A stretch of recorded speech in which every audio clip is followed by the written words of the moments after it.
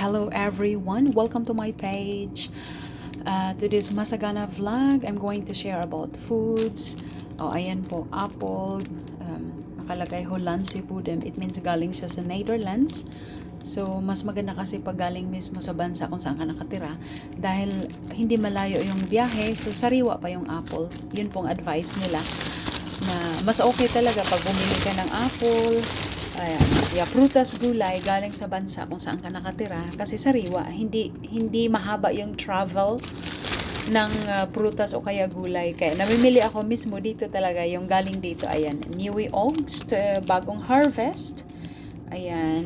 So, ito pa yung okay, ayan, galing talaga sa Holland.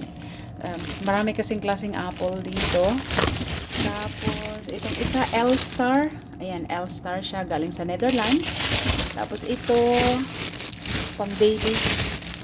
Ayan, pang kids siya na apple. Maliliit. Galing din siya ng Netherlands. Tapos, ito malalaki. Ayan, Juna Gold. Maraming klaseng apple dito sa Netherlands. Ayan. Ito, Juna Gold ang tawag niyan. Galing din siya sa Netherlands. So, salamat sa ulit.